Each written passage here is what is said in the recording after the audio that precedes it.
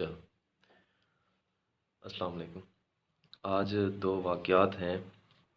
ہم،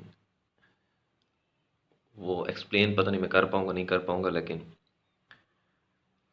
مولانا رومی کہتے ہیں، اپنی کتاب میں لکھتے تھے کہ ایک دن مجھے مصر میں ایک جگہ پہ رات آ گئی، مطلب قیام کیا رات۔ تو اس دور میں کیونکہ رہائش کا نہیں ہوتا، اتنا ایشو نہیں ہوتا تھا، لوگ مساجد میں بھی جا کے سو لیتے تھے۔ تو مولانا رومی کہتے ہیں میں ایک مسجد میں عشاء کی نماز پڑھی اور میں وہیں سو گیا۔ تو کہتے ہیں جب میں وہاں سویا ہوا تھا تو مسجد کا امام آیا، مجھے کہتے ہیں کیا کر رہے ہو؟ تو میں نے کہا کہ میں مسافر ہوں، سو رہا ہوں۔ تو مولانا رومی فرماتے ہیں اس نے میرے پاؤں سے پکڑ کے مجھے گھسیٹ کے مسجد سے باہر نکالا۔ تو کہتے ہیں شدید سردیاں تھیں، میں مسجد کے دروازے پہ ہی باہر سو گیا۔ تو ایک وہاں سے نوجوان گزر رہا تھا، اس نے مجھے دیکھا تو اس نے مجھے کہا کہ تم کیا کر رہے ہو بابا یہاں؟ تو میں نے کہا مسافر ہوں، راستہ جگہ نہیں ہے تو یہیں سو رہا ہوں۔ تو پھر کہتے ہیں وہ نوجوان مجھے اپنے گھر لے گیا، اس نے مجھے جو اپنے حصے کا کھانا تھا وہ کھانا کھلایا۔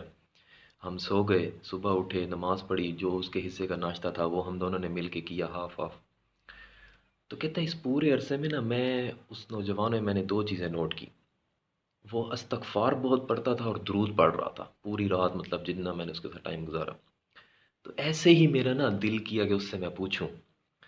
تو مولانا رومی فرماتے ہیں میں نے اس سے پوچھا کہ تم اتنا استغفار اور درود پڑھتے ہو، کیا تمہیں آج تک اس کا کوئی فائدہ بھی ہوا ہے؟ اوئے ہوئے، تو وہ لڑکا کہتا ہے کہ میری اللہ نے ہر خواہش پوری کی ہے، مطلب میں نے اللہ سے جو بھی مانگا ہے اللہ نے مجھے ہر چیز عطا کی ہے، میری آج تک ایک خواہش پوری نہیں ہوئی۔ تو مولانا رومی فرماتے ہیں کیا خواہش ہے جو تمہاری آج تک پوری نہیں ہوئی؟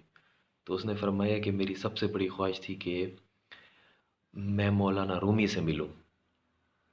تو رومی وہاں رونے لگ گئے اور روتے ہوئے کہا کہ دیکھو اللہ مجھے گھسیٹ کے تمہارے پاس لایا ہے۔ تو جو تقدیر ہے نا، تو وہ انسان کو گھسیٹ کے ادھر ہی لے کے جاتی ہے جہاں اس نے جانا ہے۔